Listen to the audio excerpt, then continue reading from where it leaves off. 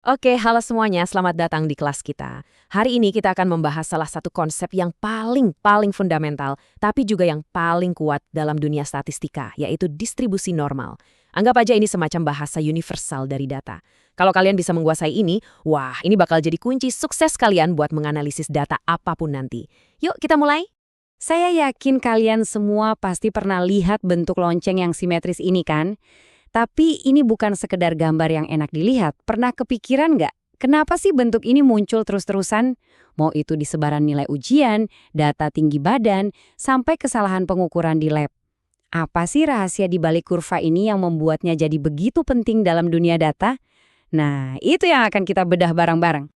Nah, ini dia penampakannya. Distribusi normal, atau biar gampang, kita sebut aja kurva lonceng. Bentuknya yang simetris sempurna ini bukan cuma indah, tapi dia punya properti matematis yang luar biasa. Properti inilah yang jadi fondasi dari statistika inferensia. Itu loh, seni mengambil sampel data yang kecil, lalu kita bisa bikin kesimpulan yang valid tentang populasi yang jauh lebih besar. Disitulah letak kekuatannya. Oke, ini peta perjalanan kita hari ini. Pertama, kita cari tahu kenapa kurva ini begitu terkenal. Kedua, kita bedah anatominya, lihat isinya apa aja. Ketiga, kita kenalan sama dua parameter yang mengendalikan bentuknya. Keempat, kita akan belajar tentang kunci universal yang disebut skor standar. Dan terakhir, bagian paling seru, kita akan pakai semua ilmunya buat mecahin masalah di dunia nyata. Oke, kita masuk ke bagian pertama. Kenapa sih sebagai seorang analis data atau ilmuwan, kita harus banget peduli sama si kurva lonceng ini? Apa perannya yang begitu mendasar? Jadi, ada tiga alasan utamanya.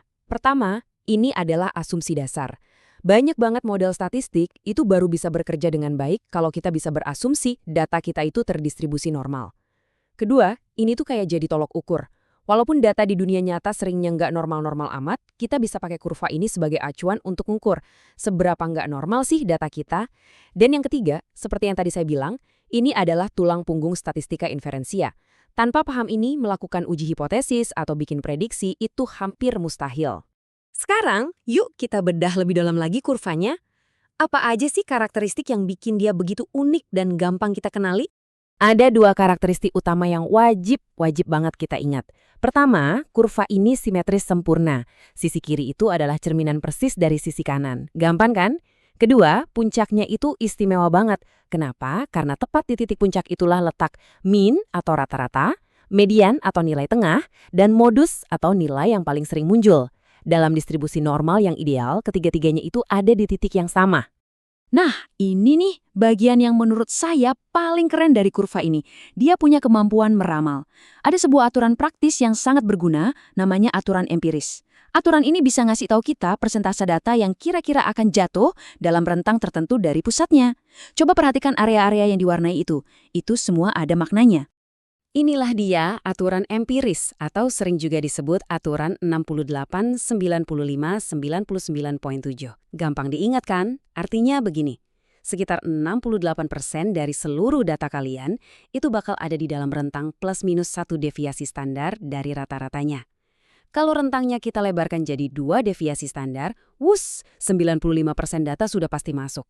Dan kalau kita lebarkan lagi sampai 3 deviasi standar, ya ampun hampir semuanya, 99,7% sudah pasti ada di dalam situ. Ini berguna banget buat dapat gambaran cepat soal sebaran data. Oke, jadi gimana cara kita menggambarkan sebuah kurva normal secara matematis? Apa rumusnya rumit? Ternyata enggak juga. Kita sebenarnya cuma butuh 2 angka. Ya, cuma 2 parameter ini untuk mendefinisikan bentuk dan lokasi dari kurva normal manapun. Coba lihat perbandingannya. Di gambar kiri, kalau kita mengubah nilai rata-rata atau mu, kurvanya itu cuma geser-geser aja ke kiri atau ke kanan. Bentuknya tetap sama. Nah, beda cerita sama yang kanan. Kalau yang kita ubah itu deviasi standarnya, si sigma, bentuk kurvanya yang berubah. Sigma kecil artinya datang ngumpul dekat rata-rata. Jadi kurvanya tinggi dan langsing. Kalau sigmanya besar, datanya lebih menyebar, kurvanya jadi lebih pendek dan lebar. Kebayang ya? Oke, kita tahu setiap set data bisa punya rata-rata dan deviasi standar yang beda-beda. Terus gimana caranya kita membandingkan katakanlah nilai ujian statistika dengan nilai lari 100 meter? Kan nggak nyambung kayak bandingin apel sama jeruk. Nah, untuk itulah kita butuh semacam penerjemah universal. Namanya adalah standarisasi. Inilah si kunci universal kita, distribusi normal standar. Ini adalah kasus spesial dari distribusi normal, di mana kita sepakat rata-ratanya kita jadikan 0 dan deviasi standarnya kita jadikan 1.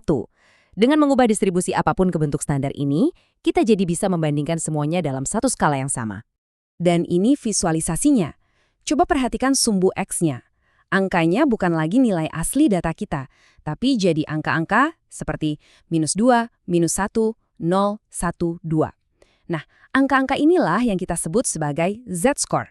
Simpelnya, sebuah Z-score itu cuma ngasih tahu kita seberapa jauh sebuah titik data dari rata-ratanya diukur dalam satuan deviasi standar.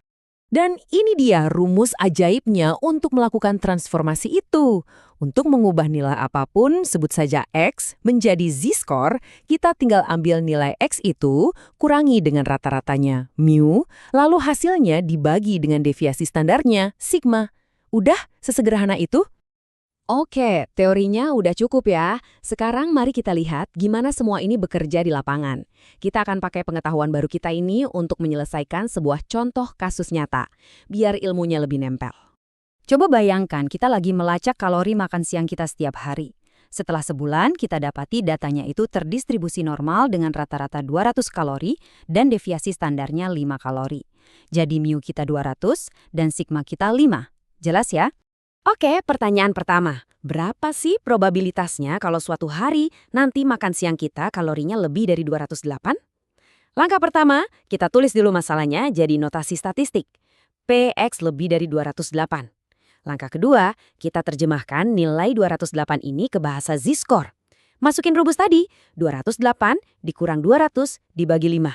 Hasilnya 1,6.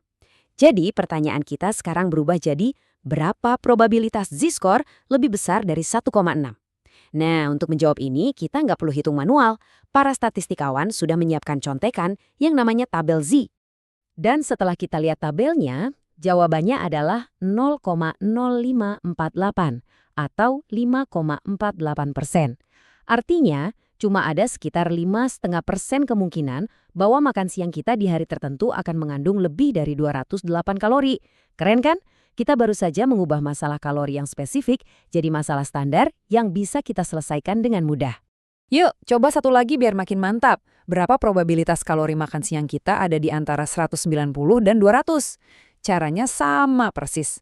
Pertama, kita hitung Z-score untuk 190, hasilnya -2. Kedua, kita hitung Z-score untuk 200, hasilnya 0. Ya iyalah, kan itu rata-ratanya. Jadi sekarang kita tinggal mencari luas area di bawah kurva standar yang ada di antara Z sama dengan -2 dan Z sama dengan 0. Setelah kita lihat lagi tabel Z, kita bakal dapat angka 0,4772. Dengan kata lain, ada kemungkinan sebesar 47,72% kalori makan siang kita ada di rentang 190 sampai 200 kalori. Ini sangat masuk akal karena rentang ini mencakup hampir setengah dari seluruh bagian kiri kurva sampai ke puncaknya. Jadi, inilah poin terpentingnya. Pesan utama yang harus kalian bawa pulang dari sesi kita hari ini. Kekuatan sesungguhnya dari konsep ini terletak pada standarisasi. Rumus Z-score yang kelihatannya sederhana itu sebenarnya adalah sebuah jembatan yang super kuat. Jembatan yang memungkinkan kita membawa masalah unik dari dunia nyata dan mengubahnya menjadi masalah universal yang solusinya sudah tersedia. Oke, sebagai penutup saya mau kasih kalian sebuah pertanyaan untuk direnungkan. Sekarang setelah kalian paham dasar-dasar dari si kurva lonceng ini, coba deh lihat sekeliling kalian. Pikirkan tentang fenomena di pekerjaan, di studi, atau bahkan dalam kehidupan sehari-hari kalian. Apa saja yang menurut kalian, kayaknya ini polanya ngikutin distribusi normal deh. Coba dipikirkan ya. Terima kasih.